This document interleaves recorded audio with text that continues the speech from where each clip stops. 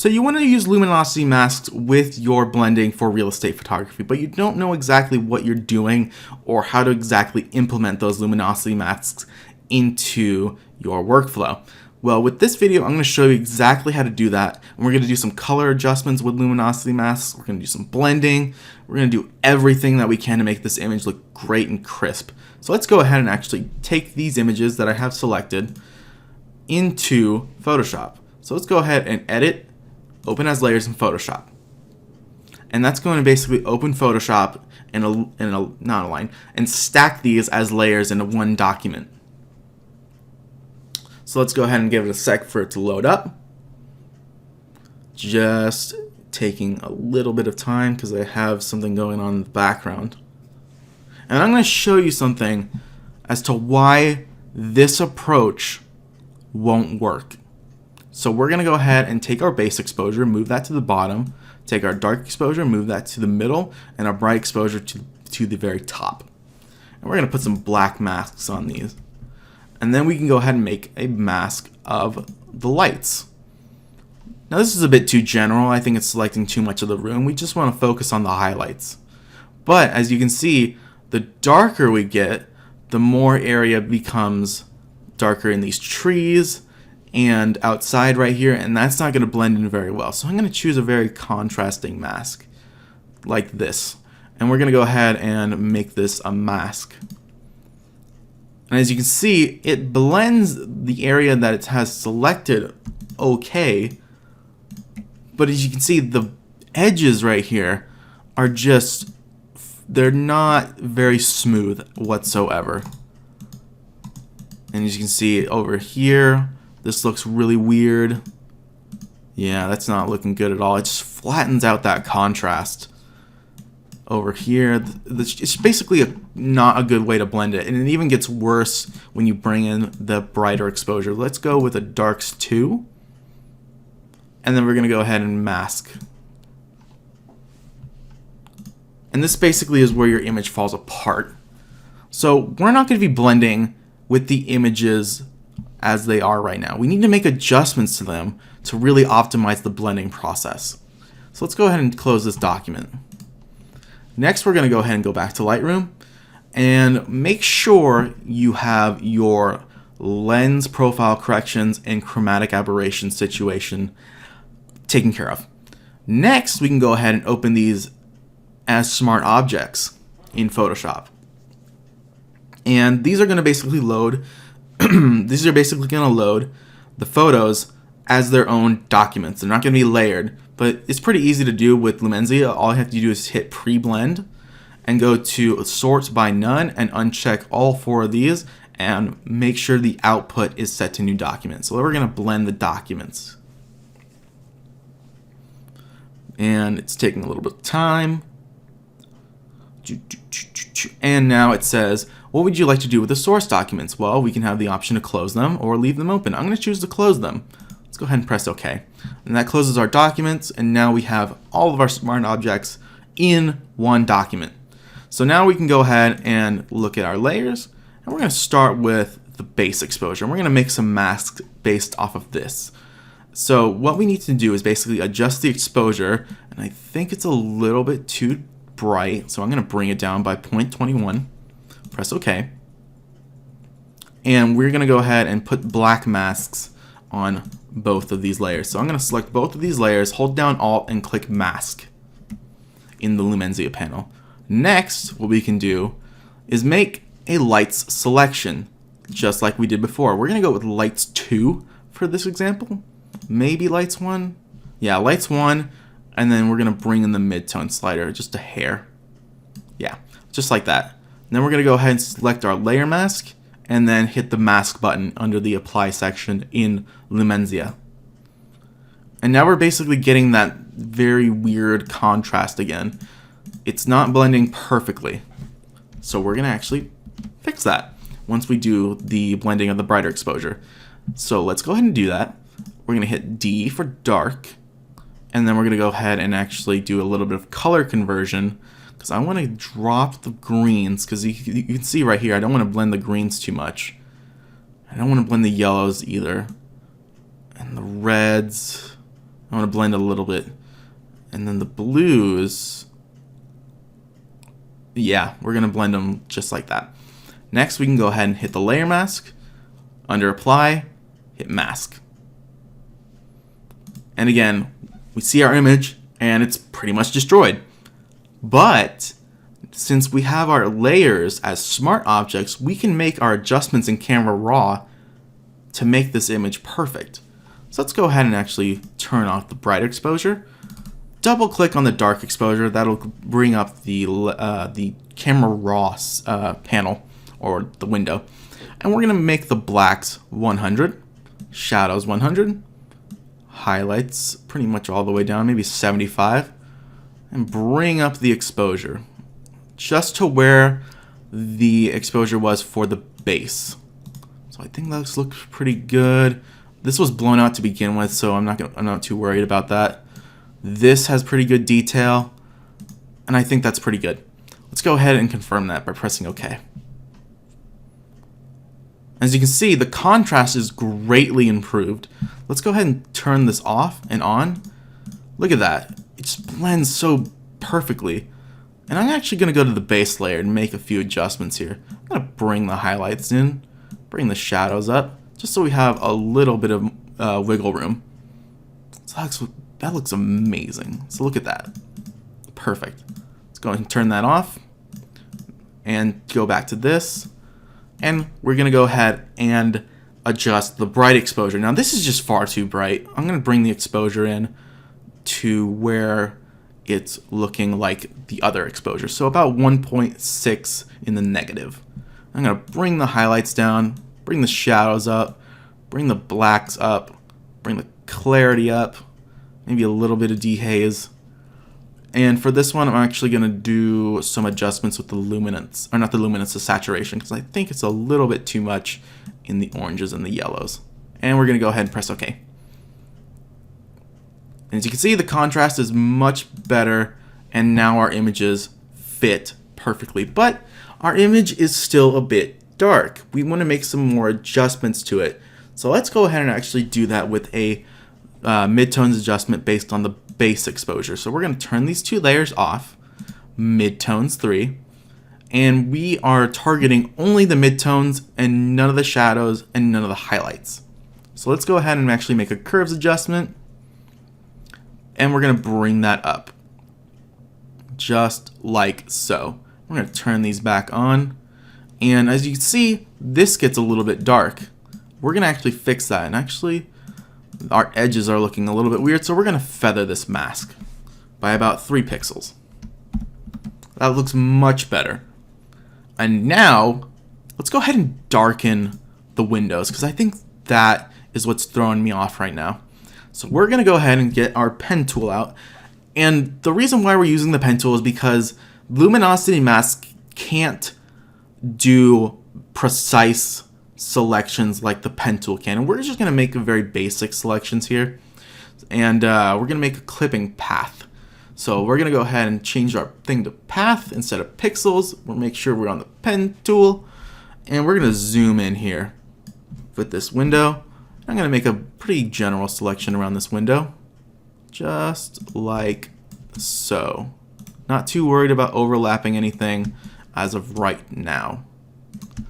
And we're going to go ahead and go to the next window, make a pretty good selection there, go down and over, and then back up.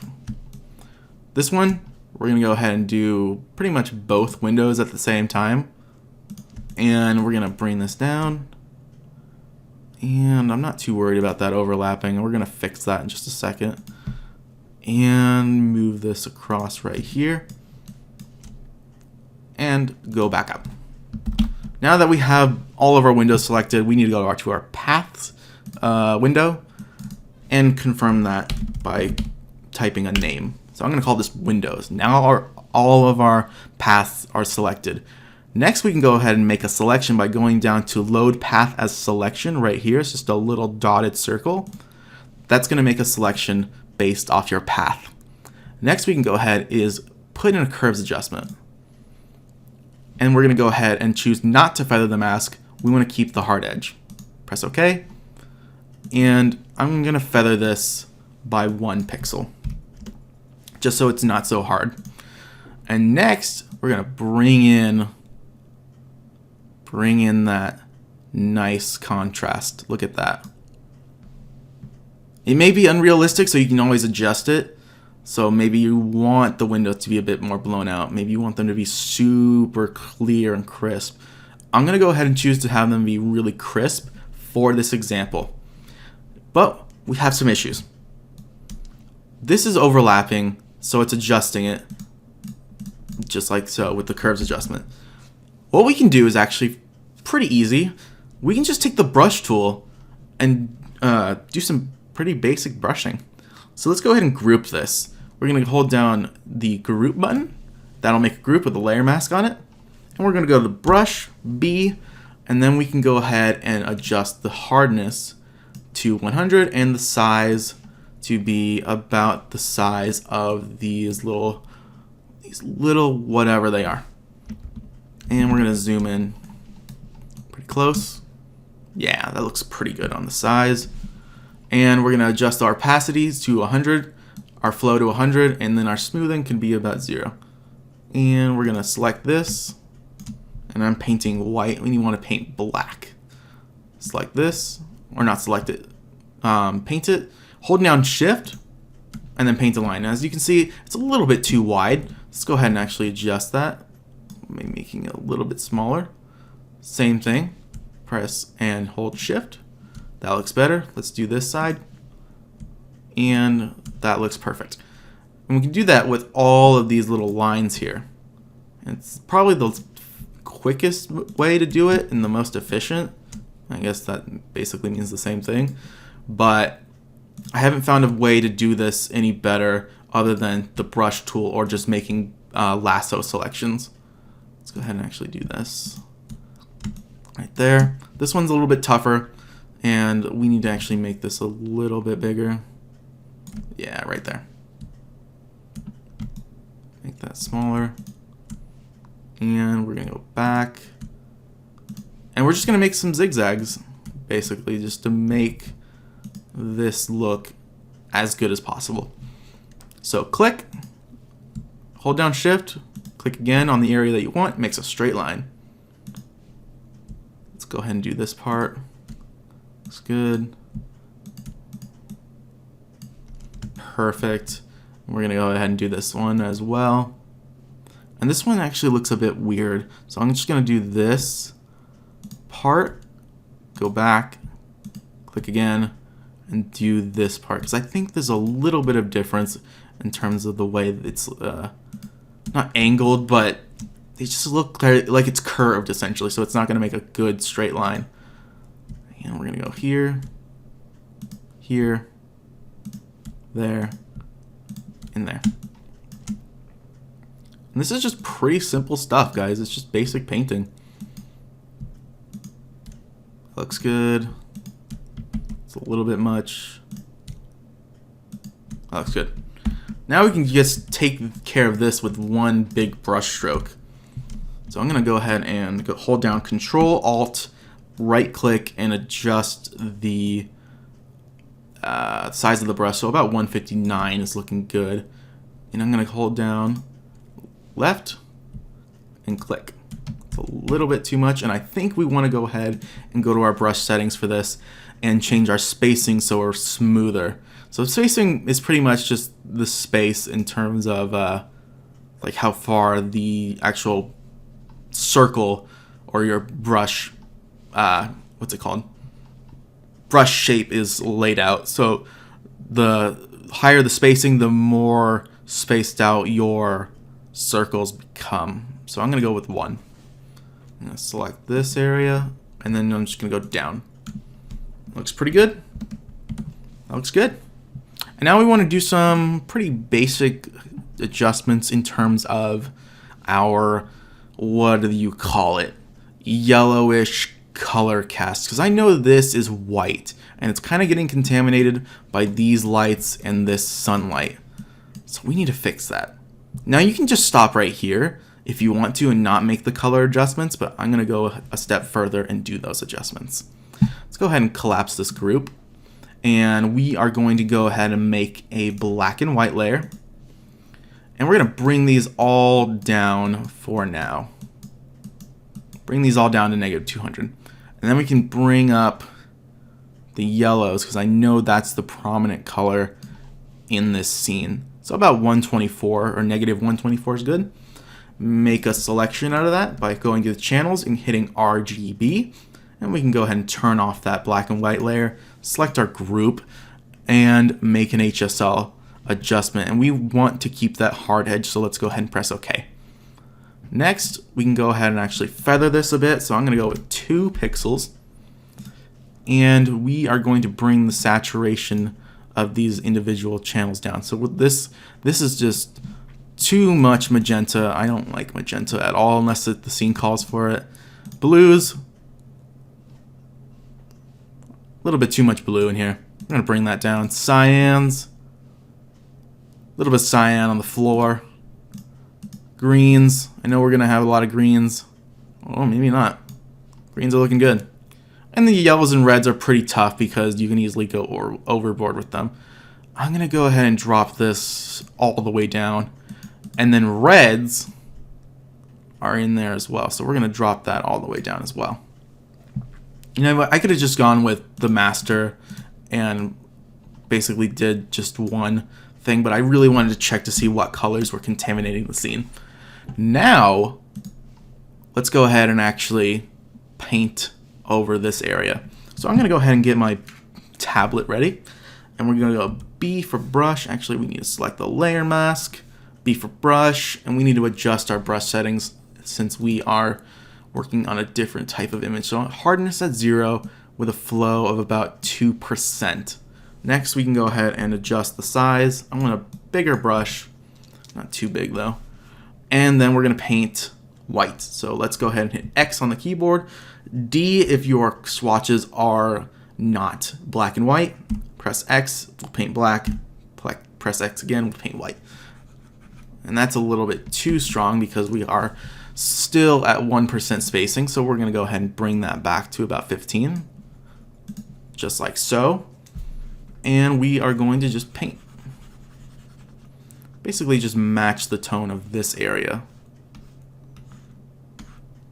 Just painting basic brush strokes. Maybe get a little bit of area that is too saturated. I think this is a little bit too saturated. Just like so. That looks pretty good. And as you can see by the mask, we just made some basic adjustments. And I think this area is looking a little bit different than the rest. That looks good. And that looks really good. I like it. Next, we can go ahead and fix the brightness in these dark edges. So let's go ahead and actually make a darks 4, darks 3, darks 2. Let's go darks 2 and adjust the levels. Bring that up. Bring the midtones down. Bring that up. And we're going to make a selection and we're going to go curves. I'm going to bring that up.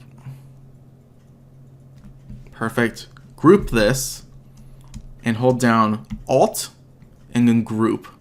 And we're just going to paint the areas that we need. And I think this area is mainly the area that I want to pick. Just like so. This corner is looking a bit murky. Perfect. Yeah, that looks good. Cool. Deselect by hitting Control D.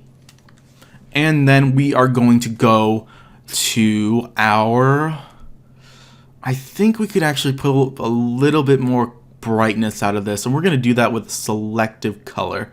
Go ahead and hit selective color. And we're going to go from the reds all the way to the whites and really bring that in. Yeah, that looks really good. Maybe a little bit too much on this. But I really want to make it bright. So I like that hyper realistic look. And then we can go ahead and make a mask and then paint out the areas that we don't want.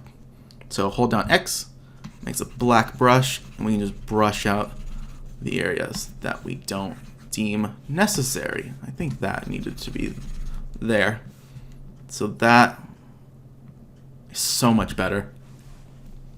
Next, what we can do is add a little bit of contrast selectively. I think this is a little bit flat. This is a little bit flat. The exterior is looking good. So we can go ahead and hit L for our lasso tool. Make sure we're at a feather of 0. And we are going to change this to the second icon, which is, what is it? Add to selection. And we can just go ahead and make a pretty basic selection. Just like that. It doesn't need to be perfect. So we're going to feather it and hit contrast. And we're going to feather the mask, and that'll feather the mask automatically. So that looks pretty good. We can always adjust the opacity if we need to, but I think that looks pretty good. And I'm going to change the blend mode to luminosity, so it doesn't take any of the color, it's just affecting the brightness. And we're going to adjust this up here since it's looking a little bit dull. Need a little bit more contrast out of that chandelier, I think. Change the blend mode to luminosity. I'm going to bring that up a little bit more, just so it stands out. And this could be a little bit better as well. Hit contrast, feather, press OK, and then we're going to change the blend mode to luminosity. Yeah, looks good. Maybe a little bit more on here. I always do this where I just go in and select the areas that I want, and then I'll adjust them accordingly, and then maybe back off of them if they are too much. So let's go ahead and look at these before, after. Looks pretty good. Now, what is bothering me about this scene right now is this. This right here is just, ugh, I don't like it. So we're gonna go ahead and create a stamp visible layer by hitting Shift, Control, Alt, E. That creates a stamp visible layer, and we are going to do some pretty basic things right here. We're gonna go to the patch tool, and we're gonna make a really basic selection around that, and we're just gonna move it. Just gonna move it. I'm gonna go down here. Perfect. And now that's gone. Now that is perfect, because that was bugging me so much. So let's go ahead and make a look at the image right here. And I'm going to look at it from a very small thumbnail size, because I tend to see brightness inconsistencies when it's down smaller. So that looks really good. Looks really good. Now we can go ahead and make another stamp visible layer, because I'm going to show you what I do as a finisher. I'm going to go to Image, Adjustments, Shadows and Highlights. And I'm just going to bring the amount to 15 on the highlights, bring the tone to 15, the radius to 20, color to 20, and then mid-tones to 20. And then to shadows, I just zero those out. And as you can see, it just brings the image in. This really makes it a lot nicer. So press OK. And then we can go ahead and finish this off with some sharpening. So we're going to go with Sharp on the Lumensia panel, and we are going to choose either as a smart object or a new layer. Typically, I'll go with a new layer as to not make the file size bloated. And we're going to go with deconvolution. You can always set the amount. I'm going to go with 45. And we're going to click deconvolution. And that'll pretty much sharpen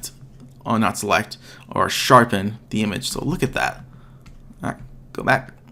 Before, after. Just get some nice highlight in there. And that's pretty much it. That's all I do for HDR images. If you have any comments, questions, concerns, just let me know, and I'll try to get back to you in a reasonable amount of time. But with that being said, have a good day, guys.